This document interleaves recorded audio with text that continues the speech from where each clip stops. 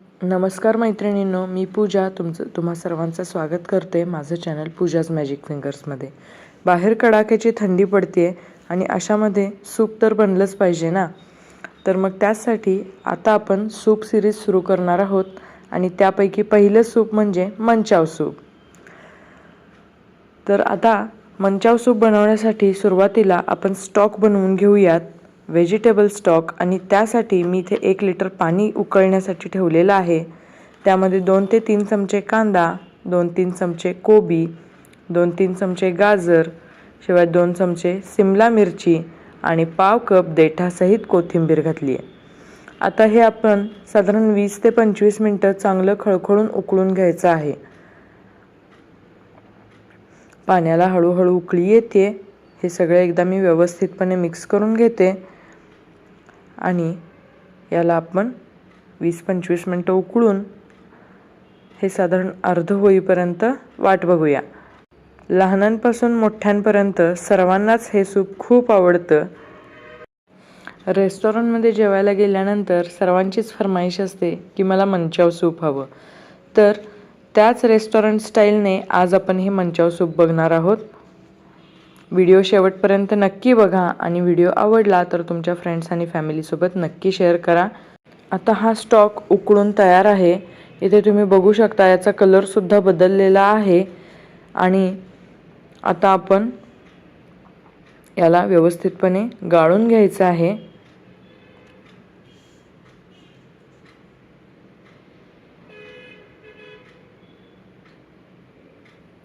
तर इथे तुम्ही बघू शकता आपला व्हेजिटेबल स्टॉक तयार आहे. आता मंचाव सूपमध्ये चाऊचा अर्थ नूडल्स असा असतो. तर आता आपण नूडल्स तयार करून घेऊया. 1 लिटर पाणी मी उकळण्यासाठी ठेवले. त्यामध्ये 1 टेबलस्पून तेल आणि 1 टीस्पून मीठ घातलेलं आहे. पाणी उकळल्यानंतर यामध्ये मी 100 ग्रॅम नूडल्स घालते आणि हे थोडंसं ढवळून घ्यायचं आहे जेणेकरून नूडल्स सगळ्या सेपरेट होतील.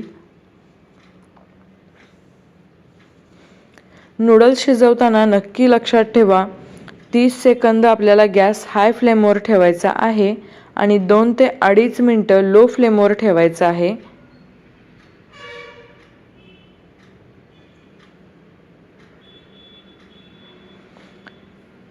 हे नूडल्स शिजवण्यासाठीचं परफेक्ट टायमिंग आहे.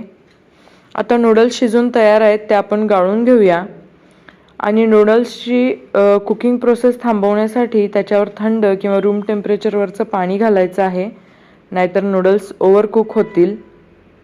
आता नूडल्स कुरकुरीत होण्यासाठी त्यावर कॉर्नफ्लोअरचं कोटिंग असलं पाहिजे.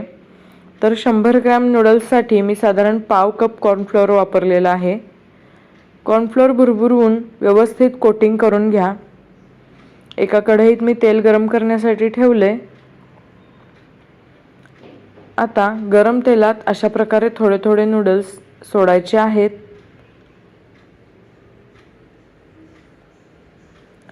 छान गोल्डन कलर येईपर्यंत याला तळून घ्यायचं आहे.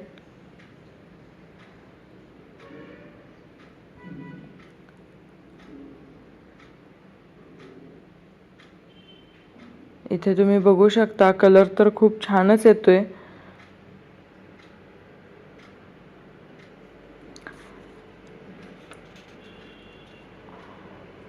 आता मी हे व्यवस्थित तळून झाल्यानंतर तेलातून बाहेर काढते आणि थंड झाल्यानंतर आपण याचे छोटे छोटे तुकडे करून घेऊयात.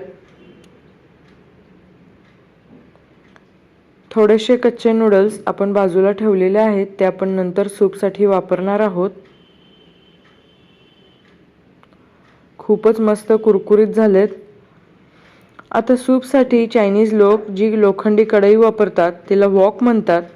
तशी मोठी कढई नाही आहे माझ्याकडं, म्हणून मी लहान लोखंडी कढई घेतली आहे आणि त्यामध्ये साधारण 2 ते 3 चमचे तेल घालून मी ग्रीस करून घेतलेली आहे.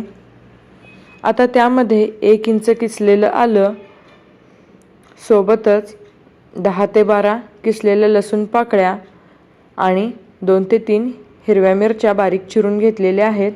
तुम्ही मिरची पेस्ट ही वापरू शकता. पण माझ्या घरी लहान मुलं आहेत म्हणून मी मिरची चिरून घातलेली आहे. लसूणही जर तुम्हाला किसायचा नसेल तर तुम्ही लहान लहान त्याचे तुकडे करू शकता.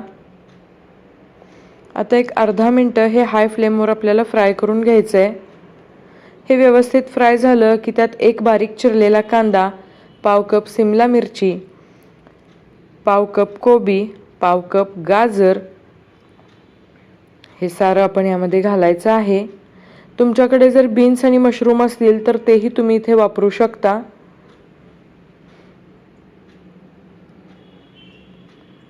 आणि आता हे आपण व्यवस्थितपणे मिक्स करून घेऊया.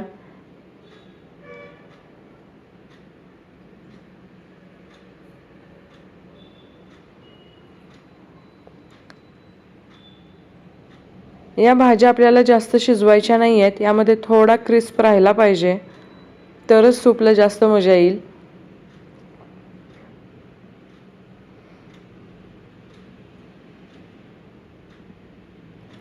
व्यवस्थितपणे हे फ्राय करून घ्यायचं आहे आपल्याला. या पद्धतीने जर तुम्ही सूप बनवलं ना तर ते खरोखर हॉटेलपेक्षा सुद्धा खूप छान बनतं. आणि पुढच्या वेळेपासून घरचे तुम्हाला घरीच सूप बनवायला सांगतील याची मी खात्री देते. नक्की हे सूप एकदा तुम्ही बनवा. आता मी यामध्ये चवीनुसार मीठ घालते.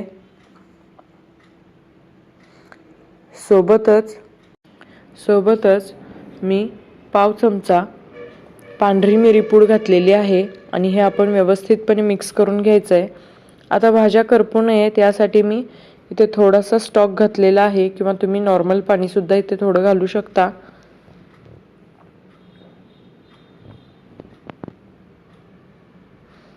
आणि आता आपण यामध्ये बाकीचे सॉस घालूया. साधारण 2 टेबलस्पून मी इथे सोया सॉस घातलेला आहे आणि 3 ते 4 टेबलस्पून रेड चिली सॉस घातलेला आहे. आणि हे एकदा आपण व्यवस्थित मिक्स करून घेऊया.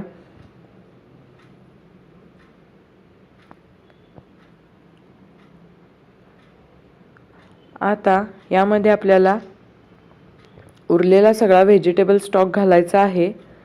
आणि तुम्हाला जर सूपची क्वांटिटी थोडी वाढवायची असेल तर तुम्ही यामध्ये नॉर्मल पाणीसुद्धा मिक्स करू शकता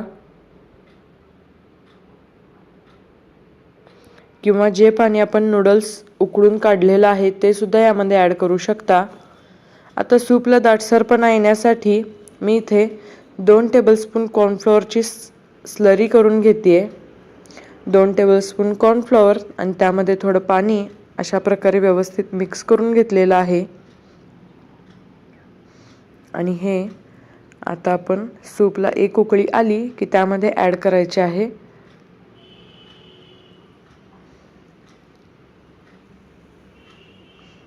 यामुळे सूपचा कलर थोडासा लाईट होईल. आता थोडेसे कच्चे नूडल्स जे आपण साईडला ठेवले होते ते एक मूठभर मी इथे घातलेले आहेत. थोडे फ्राय केलेले आणि थोडे उकळलेले नूडल्स खूप छान लागतात. आता वरून मी 1 चमचा व्हिनेगर घातलेला आहे आणि याला आपण 5 मिनटं उकळतोय. आणि तुम्ही इथे हे सूप उकळल्यानंतर खाण्यासाठी तयार आहे. तर मैत्रिणींनो, ही रेसिपी कशी वाटली हे मला नक्की कमेंट करून कळवा. चॅनलला सबस्क्राईब करा आणि तुमच्या फ्रेंड्स आणि फॅमिलीसोबत नक्की शेअर करा. व्हिडिओ आवडला असेल तर एक लाईक करा. व्हिडिओ पूर्ण पाहिल्याबद्दल धन्यवाद.